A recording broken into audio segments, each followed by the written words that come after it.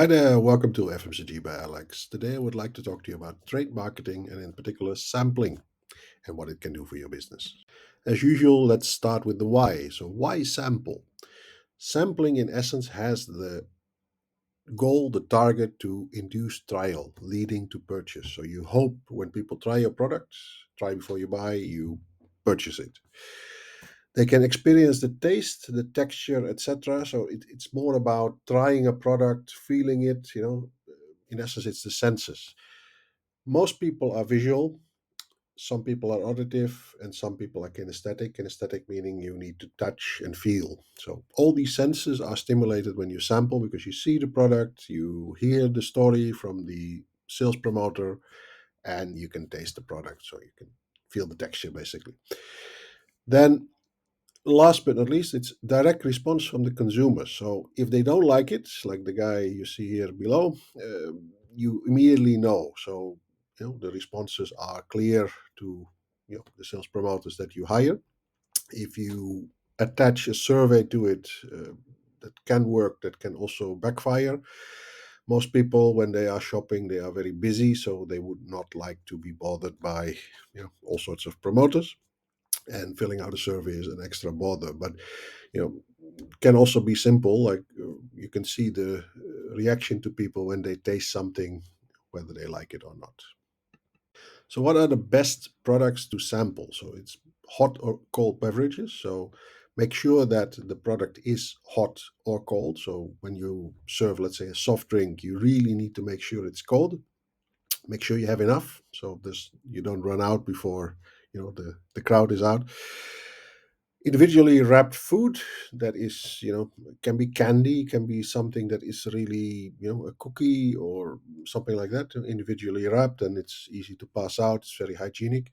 If you have something like a tray where you put things on, where a lot of people have to put their fingers on, or you have to find something like a fork or like a cocktail stick basically to get the product from the tray, or a small spoon.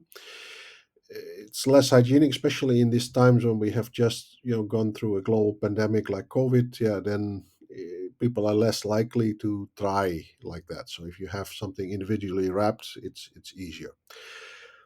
Then products where the sampler is the use. This is more like a usage case where if you offer something to someone as, "Oh, that's nice," but that is not the main user of the product. So let's say they, something for kids, and you let adults taste it. Yeah, that doesn't really work unless the kid is present and can taste it him or herself. So the adult can decide to buy it, obviously. So, but the kid is actually the decision influencer in this case, and the parent the decision maker. So that's very important to note, that you have a direct access to purchase. So in essence, the same goes for cosmetics. Cosmetics can also be a very effective thing where you say you do makeup in the store or something like that. It doesn't have to all be food, but if you offer that to a man, yeah, it's less likely they will be receptive to that than the woman who might want to buy it herself. Then the best location, right at the top, of course, is the place of purchase. So if you sample something and people can really right away buy it, usually combined with a promotion. So, okay, here you go, taste this. When you buy this, there is a promotion. We have, buy one, get one, buy two, get one, or some sort of premium, or, any temporary price reduction will actually do. But anything to make the risk, the perceived risk of purchase, look less than normal, that is the most effective thing. So that is normally a call to action. So here you go. Please taste this. Do you like it? Oh, we have a promotion. You can right away put it in your shopping cart. So that's the most powerful place to sample. Right there on the number two spot would be malls. Malls, of course, are high traffic locations. Schools, more captive audience, where you have children or teenagers, or in some cases a campus. When you say university students, you could sample to. These are specific age groups, so it can have a benefit. And the same thing goes actually for office areas where you have working people, young urban professionals who are maybe also in your target audience for a specific type of coffee or tea, or something that is on the go, type of food product that you would like to them to taste, and then you introduce it to them through this sampling. And now, yeah, this is also a very high traffic location, public transport. Do mind that public transport is the best thing for just handing out a sample. If you have the expectation that people are taking time to grab the sample, taste it, and then give feedback, usually people are in a hurry when they have to get on the train. You can be lucky that there are people waiting, obviously, but you can't count on that. So usually when people are going to a public transport place, then they are in a hurry, or they already have a timetable to get to their work or wherever they need to go within a specific time. So it's more for, hey, here you go, here you go, here you go. Then there might be some flyer, there might be some information material, etc., to explain what the product is, and yeah, they can enjoy it while sitting on the train or the bus or whatever public transport they're using. That seems like a no-brainer, but best times would be payday week for retail. So when you talk about supermarkets, people get their salary at a certain time in the month. It depends a bit on the country where you're working, but let's say in the Netherlands, it's around the 25th, 26th of the month. Indonesia, where I've worked, it usually was the first of the consecutive month or the last day of the month. Now, those are actually the weeks that, every company is different, but those are the weeks that you have the maximum impact of promotion, because people get their salary, they're immediately consumptive, they need to buy maybe the groceries for that coming week, and they spend a little bit more than usual, maybe some indulgence as well. So these are the most powerful times to sample when you introduce a new product. Then regularly, yeah, this of course goes for the weekend. In that week of payday, that is the best few days to sample, but normally weekends are of course high traffic locations, because most people are doing shopping on the weekends. You do top up during the weekday, and people without a job, maybe if you're a homemaker, you will have more time to do it during the week, and you might go on the off hours. But that's the reason why a lot of brands sample during weekends. You have to also question yourself a bit with the effectiveness when there are 6 or 7 companies inside a supermarket sampling all at the same time. Like, sometimes there are more sales promoters inside a supermarket than there are customers. So that can lead to very annoying scenes where everybody is chasing the same customer. Last but not least is holidays. Holidays, of course, are festive times when people are also in the mood to spend a little bit more. Usually, there are some extra free days around that where people are, which people spend to go to retail spaces, or maybe also holiday destinations where, like those malls and public transport places where you can sample. So, this is actually, in a nutshell, the best locations where you can sample. So when you sample, please make sure that the product looks good. Whatever you intended to be served hot or cold, so whatever the optimum state of the product is, meaning coffee needs to be hot, needs to be, the best temperature, it needs to taste the best it can taste.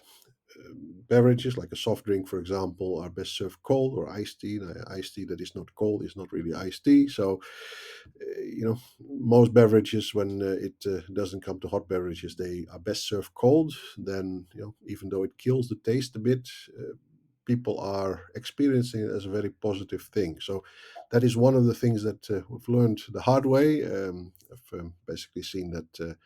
In addition to not serving it cold and not bringing enough samples. So if you actually sponsor an event, for example, that you are sampling, that is one of the other places that you can sample.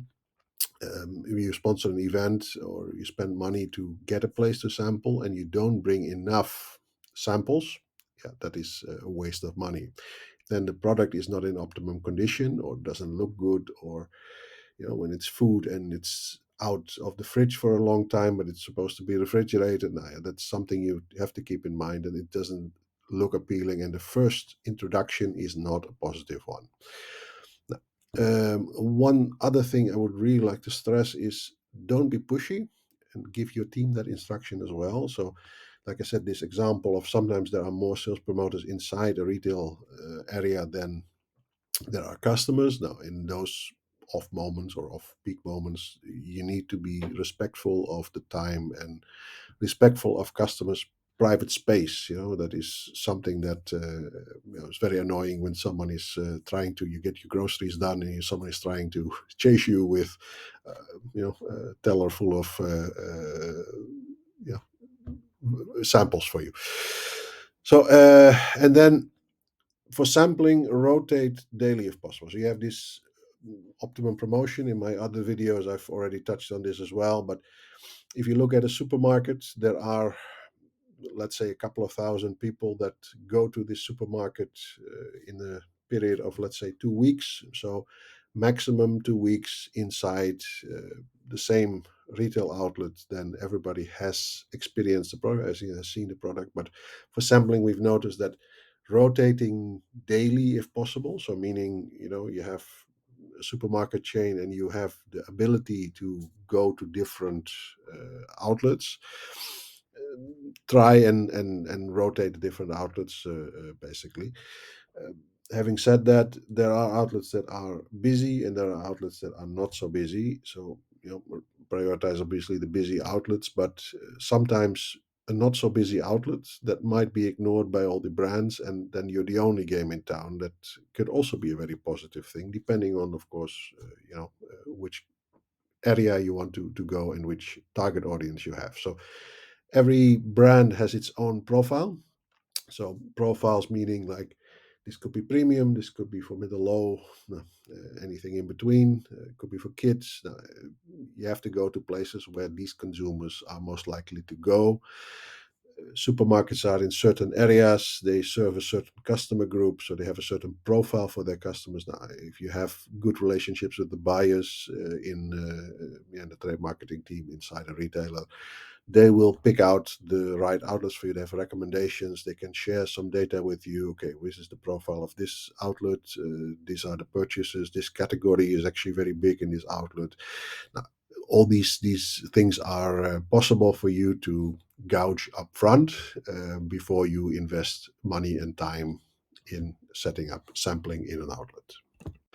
What you cannot measure, you can't manage. So evaluation and metrics are very important. So you have to always look at the result of your sampling activity. So I have to say it's relative, but still necessary. So look at it as samples first, sales second. There's a lot of companies I've come across that really look at it as sales promoters need to promote sales. Therefore, they have a target, and that target is defining whether or not these guys are, or these ladies usually are, successful or not, or whether the project is a success. If you look at it different, saying like, okay, I am launching a product, or I am doing sampling for a product that needs a little bit of a push, in the channel. That can be an existing product as well, obviously. Then the thought behind it could be like, I am converting it one consumer at a time. So you taste the product, you have a chance to convert this consumer because, hey, this is nice, let me buy that. And if they like it, they taste it several times. Like Coca-Cola has the principle of taste our product 7 times and you're hooked. So in the end, you have to just get Coca-Cola into someone 7 times, and then they're addicted to it. That is more or less the what it means. The Yeah, I mean, this is basically the notion of sampling in itself. Like you convert customers. Now, sales are not unimportant. Like, so if you don't sell anything, yeah, so is it actually going to be worth it? I would say, give it time. That is probably all the wisdom I can share on this. Sometimes, looking at it from a very much sales perspective, it can exclude, namely, very potential outlets where you can convert various consumers to loyal customers. If you all are going to the same outlet with all the brands and all your competitors are right there next to you at the same time you are, then or the week after, then yeah, it's almost like a battle for the same customer. Now, if you go to from the red ocean to the blue ocean, to use a popular analogy, then you are maybe the only game in town or the one who is not neglecting those customers that everybody else is neglecting. So This is the thing with sales. So sales in the end is the goal, but you need to give it time. Look at a bit like sowing seeds for a flower bed. You don't expect the next day to the flowers to already bloom. So this takes time. You water it, you give it love, you give it sunshine. That is the way sampling, I think, should work. So see it as a promotional tool. So promotional tool meaning, again, the profit part of it is, I mean, there's probably nobody who is really making money with sampling, but see it as a promotional tool where you not only have a chance to pass out the product. So, okay, here you go, here you go, here you go. What do you think?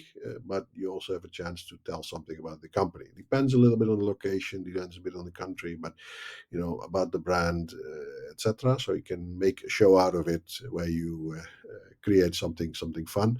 What I've ever seen is the most unique one was because normally in Indonesia, sales promoters are ladies. So normally they take like almost like model, fashion model type of ladies who are promoting the product. So they have this beautiful uniform on, and they are very courteous and just very very model like basically.